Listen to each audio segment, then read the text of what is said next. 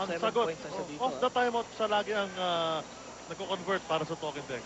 Well, alam naman natin lahat na naaasahan naman ito si Mark Cardona. He was the leading scorer, local scorer of Talking Text in the Fiesta Conference.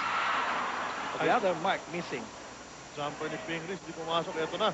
Talking Text going the other way. All the way ba yan? In and out. So free throws Kalani. will result para kay Kalani. The pickup, off-season pickup nitong Talking Text. Si Kalani Ferreira, who last played for the Barangay Ginebra Gym No, Kings. he played for Coca-Cola. Coca-Cola, right? Coca-Cola. He was dropped from the roster and found a new home. This is Talking Text. Hindi sa kanyang unang free throw. Likewise, the second one, hindi rin pumasok. So 0 for 2 para kay Kalani. But the ball stays with them. At the baseline inbound. Well, James Yap is back in the ball game, ano? Kaya siya yung mainit kanina eh. Daming layups ito si James Yap. Three-point rep doesn't go. And a powerful high leaping. Mark Pingris sa rebound tayo. Kanyang-kanya talaga yun. Lanete. Kala, titira na ng tres eh. Pero sobrang layo nun eh.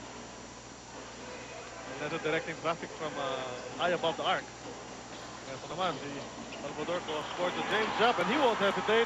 At ayan, pasok ang tira ni James Yap at Ari, 12-point lead. Oo, umula ng 3-point shot para sa Pure Food sa ating third quarter eh. Kanina si Rainman Renan Nitualo nagpapaulan ng 3-pointers sa first half. But in the second half, it's been all sorts of characters. Mawawala pa ba? Hirap na hirap. Ito si Cardona, sunod-sunod.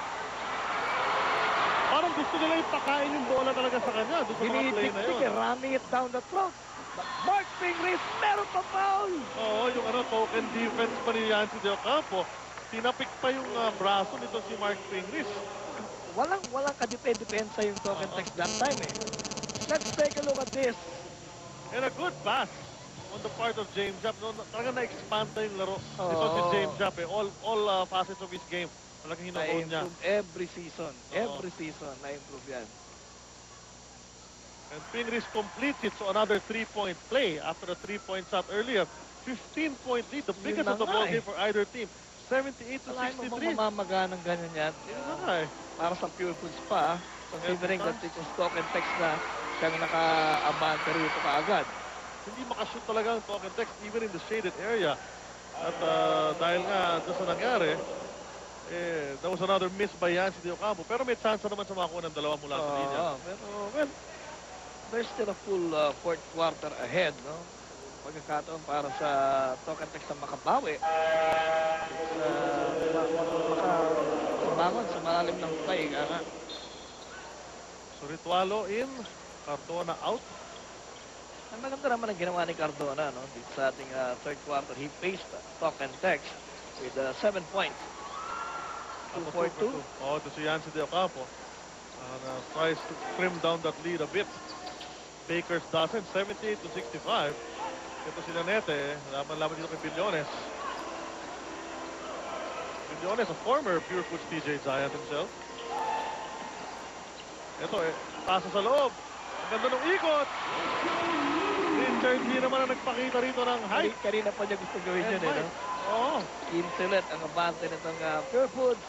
Billones, sasablay siya dyan, and sa tayo. Ayun na nga, end to end. Ang ating third quarter ay desperation shot. Muntik pa pumasok para kay Egay Billones. Ngunit, this is the quarter for Pure Foods TJ Giants. Ang score natin, 80 to 65, 15 points. Tied at the half, pero break open ang Pure Foods in the third quarter. Oo, 15 na itong abante ng Pure Foods sa ating pagtatapos ng third quarter. Let's look at the quarter scores. Ano yung second and third? 30-30 ang score ng Pure Foods. Bigla naging aktibo sa kanilang opensa eh. Yun na nga. So the 15-point spread, the cut down to 13 dahil Renan Ritualo na matagal-tagal ng tahimik. Pumukul agad ng jumper. Only a 2-point basket after hitting 5 3-pointers in the first half.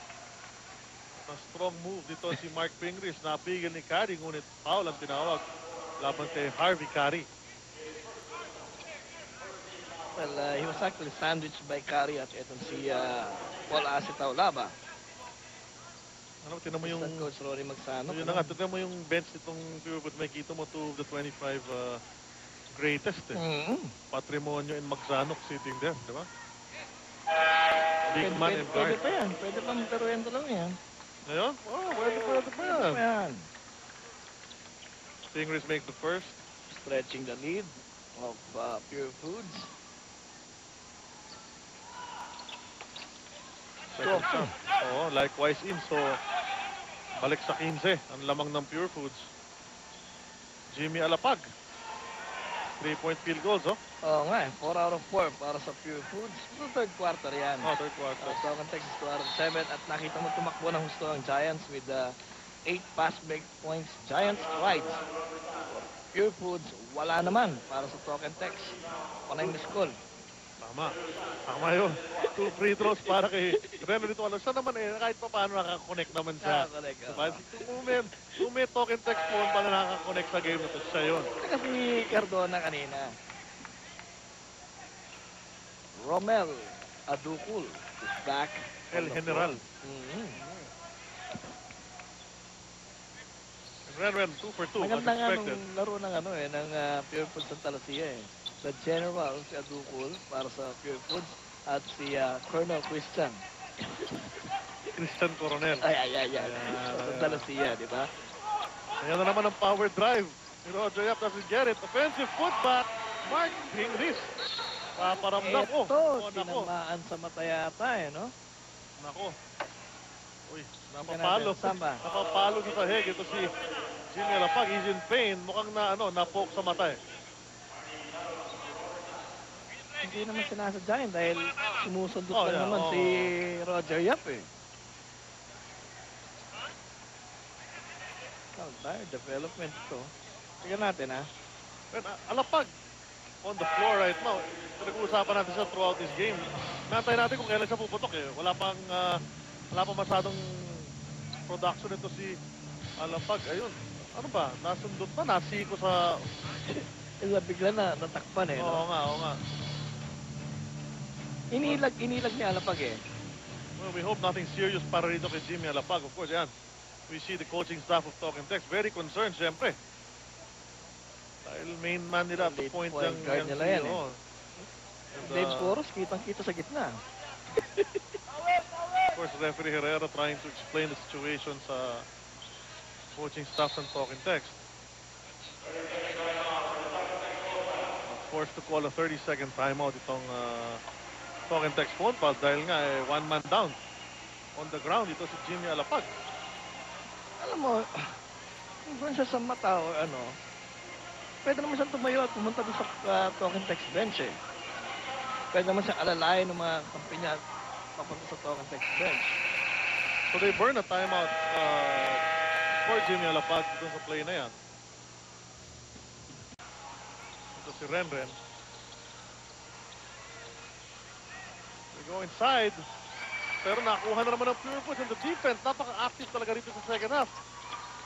And easily going in for the layup. Parang hindi man nang lumaban ang depensa ng White Shirt. Yan, rookie pa yun, no? Ideal Larong. It's a 17-point lead for Pure Foods. Total control na ng Pure Foods ito. Oh, it was very, very good game. At suddenly, na-break open ng Pure Foods.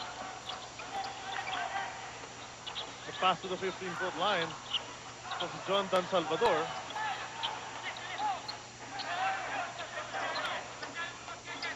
Back to him. The jumper doesn't go, pero offensive rebound and put back to John Dan Salvador. So nakuha niya. Wala lang resistance ng itong Token Text dito. And it's ballooned to a 19-point lead, 88 to 69. Yung mga tirang ganyan from the Token Text phone calls, Pwede naman ill-advised. isaksak eh, di ba? Ill-advised. Lamang ng 19 yung kalaban mo, titira kang kasalengpang eh, no? And syempre, confidence level ng Pure Foods, napakataas. Although there's a miss, rare miss nitong Pure Foods dito sa second half. Ito ang Token Text, kailangan nila mag-run very soon to try to get back in this ball game. The Wala jumper pa is rin. short. And Adupol controls the board. Kaya nung nawala si Alapag, nawala na rin yung gigil ng Oo nga. Token Text, parang gano'n. Roger Yap